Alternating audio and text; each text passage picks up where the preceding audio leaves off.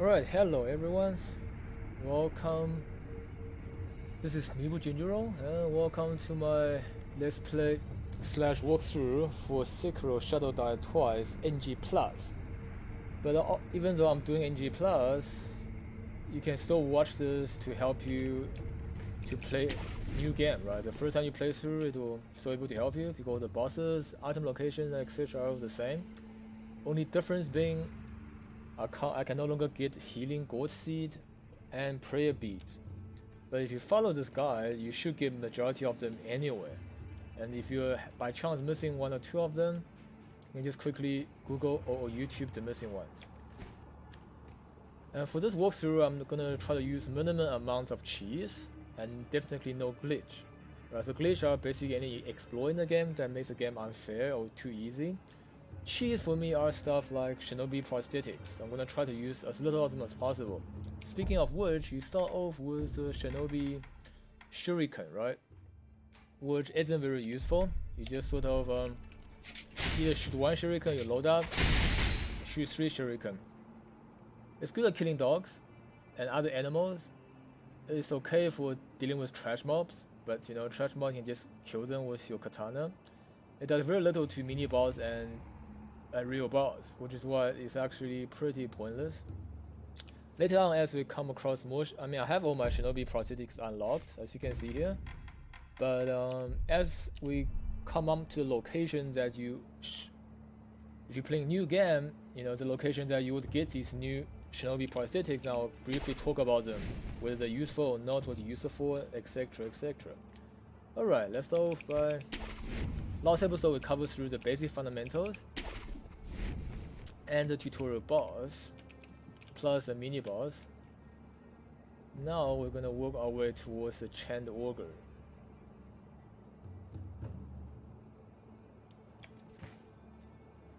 Always take the high point, you know, like a real shinobi. Go high and then work your way down.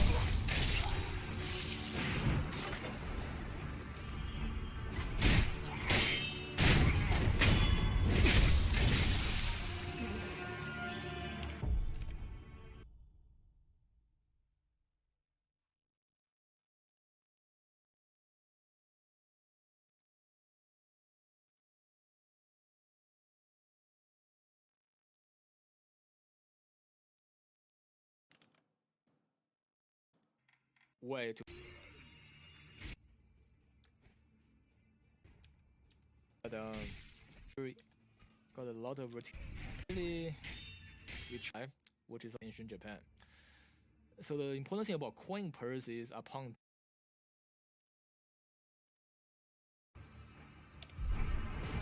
alright, sorry, I was just gonna check if the recording was going fine. Okay, so the one good thing about Sekiro compared to the Soul games from previous FromSoft titles is that you can actually lose aggro by climbing onto rooftops and other areas, right? Because you're a shinobi after all. You gotta play like a shinobi. With Dark Souls games, if you aggro a bunch of mobs, they're gonna follow you until Kingdom Come. It's almost impossible to lose aggro. So when you know, bit off more than you can chew, most likely you're gonna die. In Sekiro, however, because these mobs can't really scale walls and do grapple hooks, so you end up, you know, losing aggro quite easily, which is a very generous and forgiving mechanic. Take out the gun guy, but he always gonna spot you. And always like, you know, crouch, so you minimize your presence. Backstab these people. Now there is like a fat guy on this side. Some people call him an ogre. I'm not really sure if it's a real ogre. He looks just like a fat, big ass guy. Anyways, also harder to fight with face on. So ideally you wanna backstab. I'm trying to see where he is. He's usually around here. Yeah, there. Yeah. Yes. Make sure you backstab them. They're really a mission. You know, they're a pain in the ass to take face out. Wait for these patrol guys to get either closer or run past. They're probably gonna come here, I guess. No, they're gonna go by the stairs. Alright, that's good. Okay, just wait for all of them to go and then backstab the last one. Like what any, sensible shinobi will do.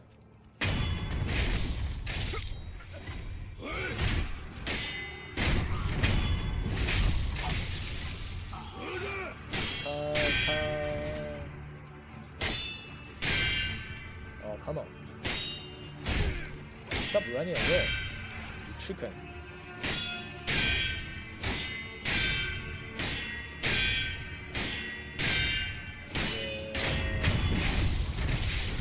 Yeah, I think that guy's AI is broken. He's supposed to do deflect, but he didn't do it for some reason. Anyway, no matter. Okay, then we it's an item. Almost forgot. Grab this. Get on the roof, another item. There you go. Light Crimper, that's pretty nice. Alright, then we move here. I mean, you can go up that wall, drop down, backstab him, but these rifle guys are really weak. They have really low posture value, so you can just like brute your way through and kill them. Okay, before we go that side, alright, let's talk to the dead son here, Inosuke. Who is it? Is somebody there? Yes. That voice. No.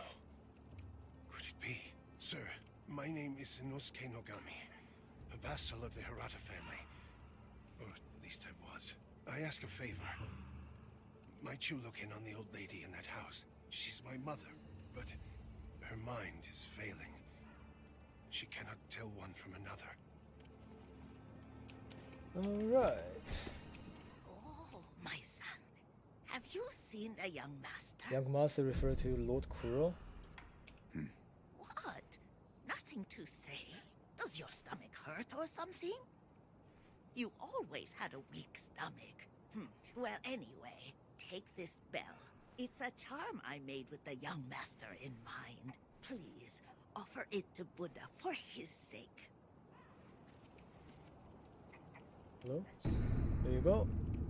Okay, so bell charm protect the holder through Buddha's divine protection. If one finds himself the owner of another bell charm, offer it to the Buddha on their behalf. It's common courtesy. The sculptor at the temple can advise on how it should be offered. Well, so basically what this item does is allow you to revisit an event in the past, in the Hirata estate, the part that Wolf can't remember. And if you're like, if you are not new to FromSoft games, you will know that similar things has happened in Dark Souls 1, where you go to Woolerseal, Dark Souls 3, where you go to Ring City. It's quite a common theme to travel back to the past. And it has always been quite muddled whether if it's a memory or an actual time travel, because what you do in those events actually alter the present. And the items, equipment and stuff you get from those events, you also get to keep them in the main game. So we kind of suggest that almost like time traveling, but time traveling doesn't actually happen, and then the people you actually kill in those sometimes don't end up dead in the main story. Anyway, so whether it is time travel or memory, it's up for your personal interpretation. Inosuke, have you tried the rundown? I'm sure you...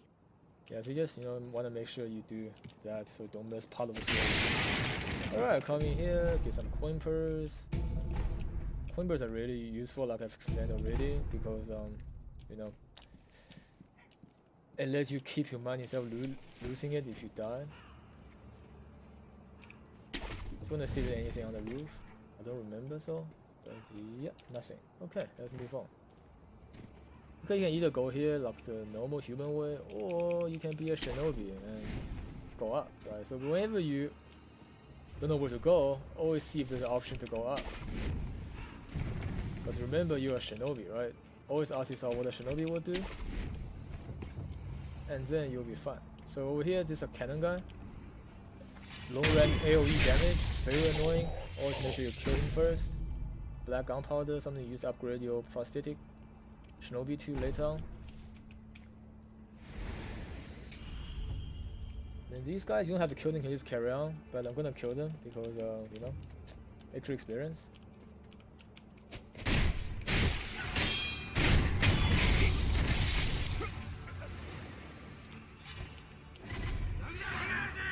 Backstab one of them. Whoa, dude. Camera angle. What the hell?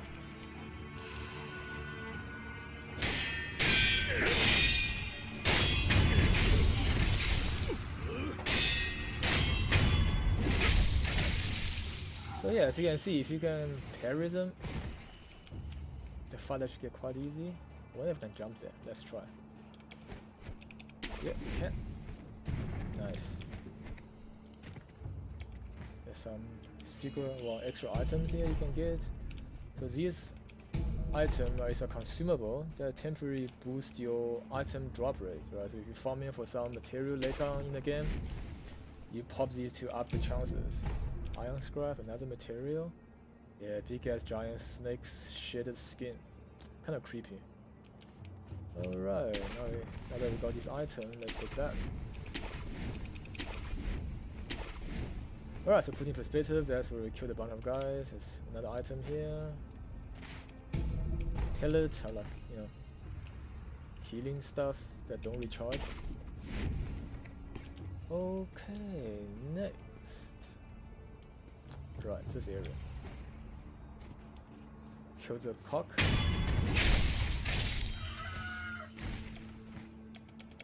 And then get the sculptor's idol. Rest. And then I'm gonna come back, kill this cock again. Poor cock. And from here, we're gonna talk to a future vendor. Ah, I know you.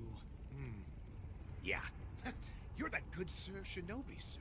Huh? I haven't seen you since, well, since that night. Yeah, that sounds like my college girlfriend. What night? Hmm? You don't remember? No. Yeah, apparently I didn't. I see. You don't remember. Listen, sir, you and I, we've met before. I was a thief back then. Yeah, so she But says. those days are behind me. Now, I'm an upright and honest merchant. Only problem is, I'm broke. And being broke, I don't have Yeah, anything aren't to we all sell. broke? So, good sir, Join the would club, you mind man. lending me just a few coins to get my business going? I'll stock something useful just for you. You bet I will. And as a little bonus, I'll tell you all about that night. Yeah, I don't think I What wanna do you remember that think? night. Pretty good deal, right? Not really. But it's worthwhile to turn him into a merchant so you can buy items from him. So yeah, 50 cents. Here's some coin. Now talk. Yes, that night. So my gang broke into the Hirata estate. Now, as you're aware, the Hirata family is part of the Ashina. Now, normally they'd mop the floor with petty thieves like us. So why do you even go in the first place? But it just so happens we broke in during a battle. How do you know? There's a Almost battle all the before you young broke samurai were away from home, and it was a prime opportunity. in. Nasty. Then we started a fire and cleaned out the place. Yeah, That there's that's nasty. when I met you. You were looking for something. At least that's what it looked like to me. Well, that's all I know about that night. I see. Yeah, that look you're making now. You had that same look on your face that night. You still looking for something? We always look for something. Listen. That's how Good humans sir. are. For a price, I might be able to tell you some other tidbits. You might not. For a price, of course. Okay, so that is all you need to turn into a merchant. But if you have extra cash to blow, you can also buy that information, or you don't have to. I'll buy some information. Thank you very much for your patronage. Since you're a shinobi, I'll give you some information about shinobi tools. If you could. Now, I've seen this tube. A tube with fire blasting out of it. Huh? When we broke into the Hirata estate, one of my pals nabbed one. That's the sound the fire makes when it blasts out.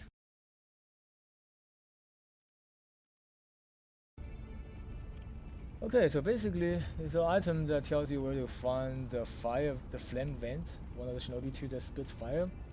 We're gonna get it later when we move to Hirata Estate, so you don't have to pay 100 sen to get this tip. But like I have a lot of extra cash, so it doesn't matter. Need to show you guys what it looks like. I have one. I'll tell you. Yeah. Oh yeah, I already have this though. What? It's kind of I funny. said I already have one. Huh? Oh. Oh. Well, that's a shame. So you already have this Shinobi 2 before you talk to him. That one's on me. He gave you some oil, which isn't really worth 100 cents, but well, either way, doesn't matter. Okay, so later on he's gonna sell some nice items, including some upgrading materials, and more importantly, the Phantom Kunai, which is the item you need to upgrade your Shuriken. So it's very important to unlock him as a merchant. Alright, then we come here. There is some backstory through the means of remnant. This man was from Hirata. I must pay my respects. Lord Kuro, Lady Emma, are there other Hirata survivors? there are very few of us left. I see. Apologies. There's no end to those who seek the dragon's heritage. This was their fate. Because of those that pursued me. I didn't mean to involve them. Yeah, so when I first played through this, all this divine air, dragon heritage was all very confusing. I know no clue what it means, but as you play this through, it will make more sense. So just, bear with it again. And I have to say, this game has been very good at storytelling, right? I mean, Dark Souls is almost like a cult following for the style of storytelling that don't actually tell you the story.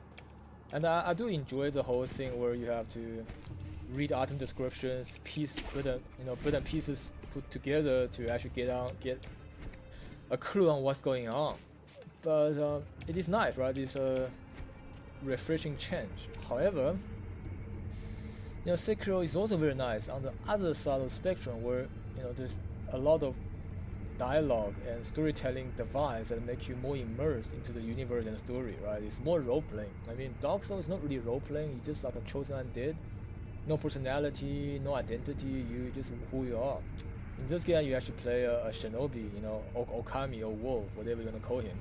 He has a personality, he has things he like, dislike, and everything, so it's more role-playing in that regard. And I actually think Dark Souls 1, they actually didn't have a lot of fun, which is why didn't bother with a lot of voice-over dialogues, those kind of thing, which gonna cost more money to develop. So it was actually like a low-budget production that ended up being, something that was different, and people really liked it, so they just kept with it for Dark Souls 2 and 3. The whole no real story, you figure everything out yourself, everything's hinted at. It's kind of smart. But I also really do enjoy the conventional storytelling, like in Sekiro, where you actually get a good narrative and you can actually know what's going on for once. Alright, here you can eavesdrop. I don't feel safe with that big bastard just tied up next to us. I'd rather not be gravely injured just before the war begins. If the worst happens, only choice is to use fight. Those red eyes fear fire. That's what the Lord's proclamation said. Proclamations? What a joke. Ashina sure has a funny way of preparing for war. Alright, so basically what this eavesdrop does is the game is trying to tell you that for the next mini-boss, the Chained Ogre, you have to use Flame, which is that, flame vent, the Flame Vent, which is... Let me see... Yeah, Flame Vent, right? This shinobi prosthetic, which you get from the Hirata estate. From that tip, I just buy for, I just pay for $100 for. It tells you how to get the flame vents in the Hirata estate. So the game is designed to let you get that, and or hint at you that you need to get that and use it against the ogre. However, personally experienced, I've used it on my first playthrough. It only stuns him for 2 seconds, hardly enough to do a lot other than 3 free hits onto him. And due to your current limit amount of spirit emblem, you can't really burn him that many times that you can actually kill him from doing that, which means you still have to fight him straight up, which is why you'd rather just don't bother with it and learn how to fight him straight up. Okay, backstab this guy.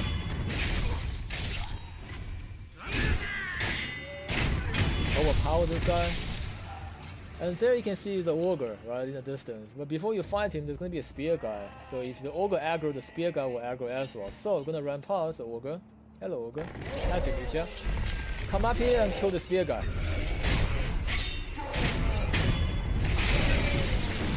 Pick up the item. Alright. After that, you can run back here. Oops. Come on. There's ogre. Jump up here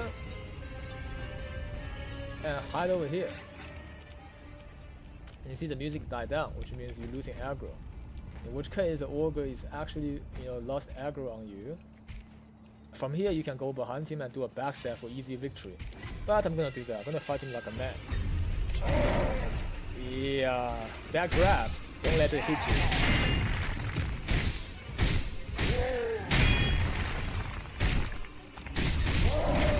Yeah, that's what happens when it hits you. Very bad.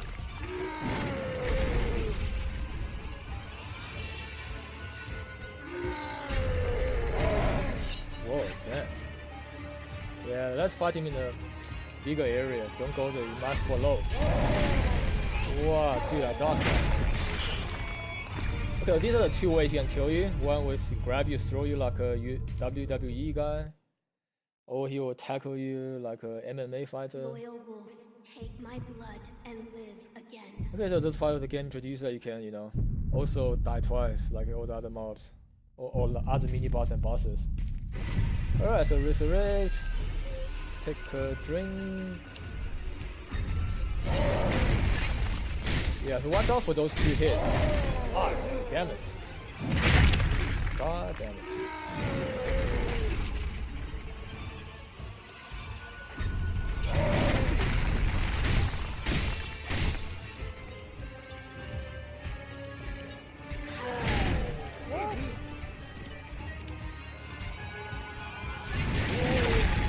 What the hell? That was a camera.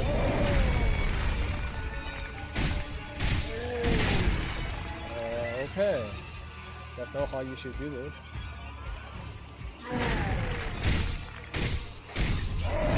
Yeah, always watch out for that.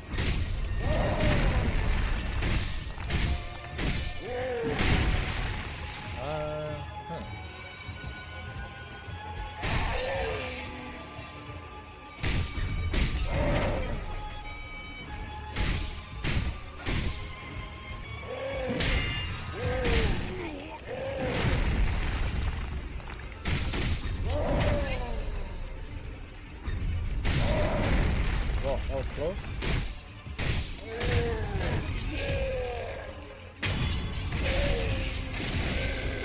Okay. Second turn. Round 2.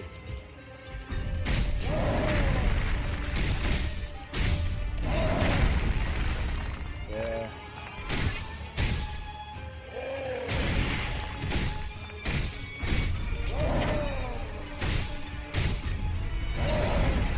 Dude, that dog's ass. Come on.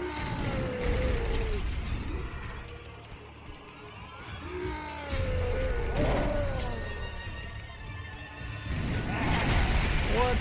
No way, dude.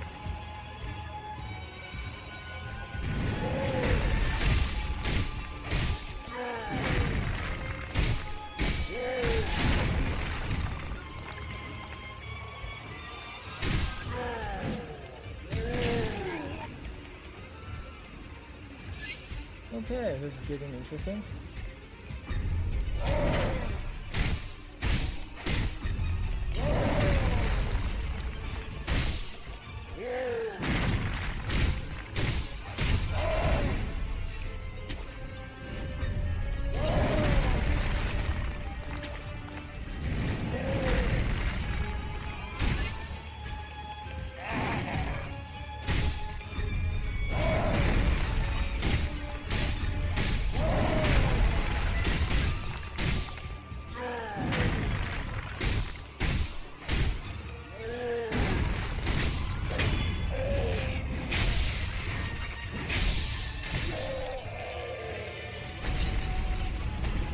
Alright, over here you'll get a praying bead if you don't already have one.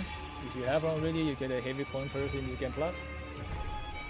Alright, so I've actually used way more healing gold than I should have, and this Chained Ogre boss is put here as a message from FromSoft, telling the player you need to be patient, right? You got to have patience to play this game, because if you don't, Ogre's gonna keep killing you. So the idea is that you got to, start off, do 1, 2, maximum 3 hit, but usually 2, and then back off or deflect, right? If he does a normal attack, deflect. If he does a grabbing with his WWE or MMA double leg tackle, jump or evade. And once that happens again, you do another 2 hit and then get ready to deflect or evade again. If you play it safe and take it slow, this boss is not hard. Okay, a lot of you probably have heard of nasty things about people who've played this game on release and keep getting killed by the ogre. Well, that's because they don't understand the mechanic. If you do, this is not as hard as it looks, right? And keep in mind that I am playing on New Game Plus, so he does hit a lot harder and has more health. But of course, it all balances out, because when you're playing this on New Game, you only have like 1 or 2 healing gold seeds and pretty low damage. So either way, it's kind of similar. Alright, so I'll conclude for this episode. I hope you guys enjoyed it, and if you liked the video, please subscribe on YouTube as well as Twitch. I'm going to be doing live stream almost every day. And if you have any constructive comments, suggestions, please leave in the comments. And thank you for watching. Mibu Jinjuro out.